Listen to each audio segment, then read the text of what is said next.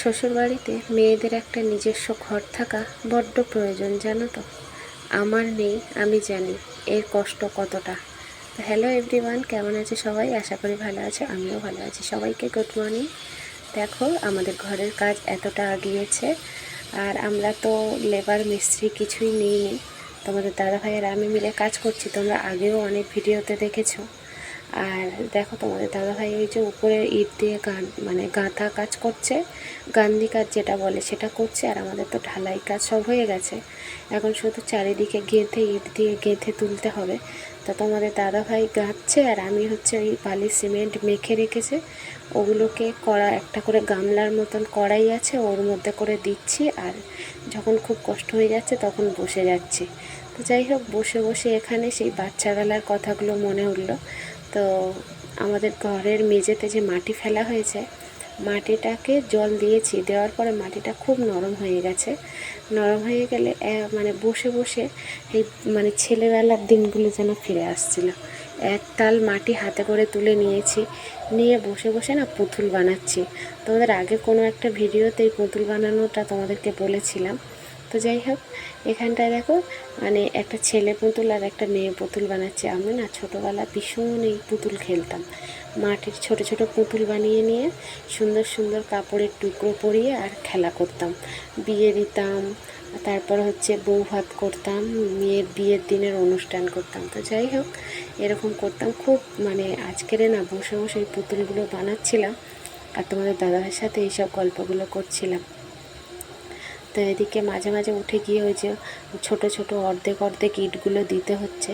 তো মাঝে মাঝে এই পুতুল বানাতে বানাতে মাঝে মাঝে উঠে উঠে গিয়ে সেগুলোকেও দিতে হচ্ছে, মাঝে মাঝে হচ্ছে মশলা দিতে হচ্ছে।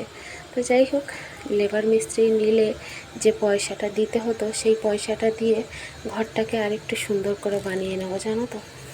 আমার শ্বশুরবাড়িতে আমার নিজস্ব কোনো ঘর ছিল না, আমি গেলে তো থাকার জায়গা পেতাম না, জানো তো। একটা ছোট্ট শ্বশুর শাশুড়ির একটাই ছোট ঘর আছে। এবারে সেখানে ভাসুর শ্বশুর শাশুড়ি তাদের ছেলেমেয়েরা, আরও ননদরা তাদের ছেলেমেয়েরা গেলে না সবাই সবার মতন খাটের ওপরে শুয়ে পড়তো। আর আমি আমার ছেলেকে নিয়ে আর তোমাদের দাদাভাই মাটিতে একটা বিছানা করে শুতাম, জানো তো।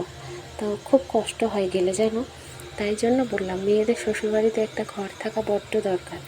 যাই হোক, ভগবানের আশীর্বাদে আর তোমাদের ভালোবাসায় আমি শ্বশুরবাড়িতে একটা ছোট্ট মতন একটা ঘর করছি। তো ঘর ঠিক না, আমার একটা স্বপ্নের বাড়ি বলতে পারো। ছোট কিন্তু আমার স্বপ্নের বাড়ি, যেখানে গিয়ে আমি রাস্তায় গেলাম, কষ্ট করে গেলাম, গিয়ে যেখানে আমি গিয়ে একটু শান্তি করে শুয়ে ঘুমাতে পারবো, যে না এটা আমার ঘর। কেউ এসে বলবে না এই খাটে থেকে উঠে যা, আমি এই খাটে ঘুমাবো, তোরা গিয়ে নিচে বিছানা করে ঘুমা। কেউ আর এটা বলবে না। ছেলেকে ঘুমের মধ্যে ছেলেকে কোলে নিয়ে উঠে আসতে হয়, এরকম অনেক সময় অনেক সমস্যা হয়। তো থাক, ঘরের কথা বাইরে কখনো না বলাই ভালো। তো এরকম অনেক সময় অনেক পরিস্থিতির মধ্যে যেতে হয়েছে। এমনও দিন গেছে চারিদিকে ঝমঝমিয়ে বৃষ্টি পড়ছে, বাজ পড়ছে, ছেলেটাকে কোলের মধ্যে নিয়ে বাইরে উঠোনে বসে বারান্দায় বসেছিলাম। অনেক দিন এরকম গেছে। তো এই দেখো, তোমাদের সাথে গল্প করতে করতে আমার পুতুলটাও বানানো হয়ে গেছে। একটা মেয়ে পুতুল বানিয়েছি, এর খুব সুন্দর করে চোখ এঁকেছি, খোপা করেছি একটা মাথার। তো যাই হোক, এটাই হলো ব্যাপার। তো বসে বসে না অনেক কিছু মনে পড়ছিল, আর ভিডিওগুলো করে রাখছিলাম। ভাবছিলাম তোমাদের সাথে যখন আমি গ্রাম থেকে যখন আমি কলকাতায় যাব, আর যেহেতু আমি ফোন আনিনি, ফোনটা সোনাইয়ের কাছে রেখে এসেছি, তা ভাবলাম কি এই ভিডিওগুলো আমি যখন ফাঁকা পাবো তখন আমি তোমাদের সাথে শেয়ার করব। তো যাই হোক, মোটামুটি আমরা গান্ধী সব কমপ্লিট করে রেখে এসেছি। পরে যখন আবার জানলা তোমাদের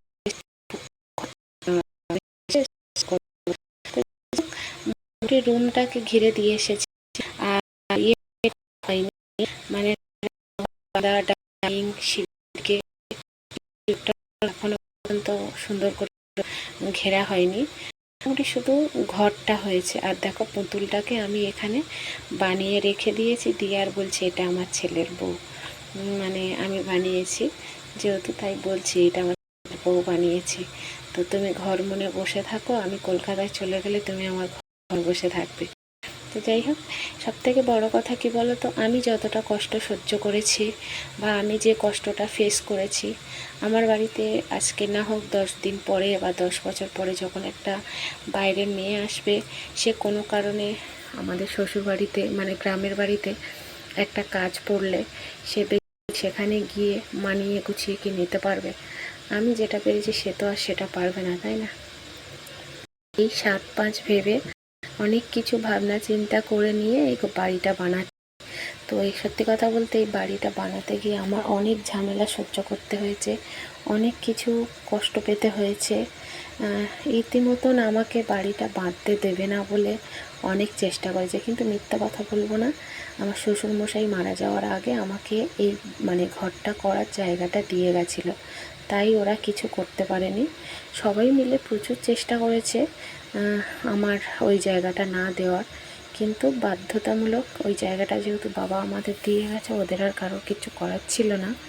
তো তাও অনেকটা জায়গা, মানে আমার প্রায় 1 কাঠা 1.5 কাঠা মতন জায়গা দিয়ে গেছিলো। সেখান থেকে আমার মানে ভাসুর অনেকটা জায়গা, প্রায় 6 ফুট মতন জায়গা ঘিরে নিয়েছে। তাও যতটুকু আছে ততটুকুর মধ্যে সুন্দর করে একটা বাড়ি করছি। তো দেখো, লোকে কথায় কি বলে জানো তো, পরহিংসা নরকে বাস, যুগে যুগে সর্বনাশ। আমি কিন্তু কারোর সঙ্গে হিংসা করিনি, কিন্তু সবাই আমার সাথে হিংসা করছে।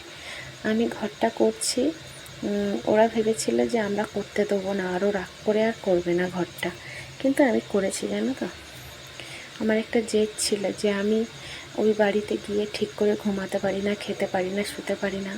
আর আমি না একটু আলাদা ধরনের মেয়ে, যার জন্য আমার প্রচুর সমস্যা। তো যাই হোক, ওই যে বললাম ভগবানের আশীর্বাদ আর তোমাদের ভালোবাসায় আমি একটা ছোট্টখাটো একটা ঘর আমার শ্বশুরবাড়িতে করছি। আর তোমরা সবাই মিলে আমার জন্য ভগবানের কাছে প্রার্থনা করো যেন আমি তাড়াতাড়ি এই ঘরটাকে কমপ্লিট করতে পারি। তো যাই হোক, এখানে বসে বসে মেয়ে পুতুল একটা বানিয়ে নিয়েছি, আবার একটা পুতুল করতে বসেছি, আর তোমাদের দাদাভাই ওখানে কাজ করছে। এর মধ্যে অনেক কিছু হয়ে গেছে, আমি তোমাদের দাদাভাইয়ের অনেক কিছু দিয়েও এসেছি, ইট কাঠ পাথর অনেক কিছু দিয়ে এসেছি, কিন্তু বারবার তোমাদেরকে আমি এই পুতুল বানানোটাই দেখছিলাম। আর একটা কথা, এই ছোটোবেলা আমার মতন মাটির পুতুল নিয়ে কারা কারা খেলা করেছো আমাকে কমেন্টে জানাবে। আর এই মাটির পুতুল বানানোটা দেখে তোমাদের কি সেই ছোটোবেলার কথা মনে পড়ছে? আমার তো সত্যি কথা বলতে খুব মনে পড়ছে যে ছোটোবেলা আমি এইভাবে খেলতাম।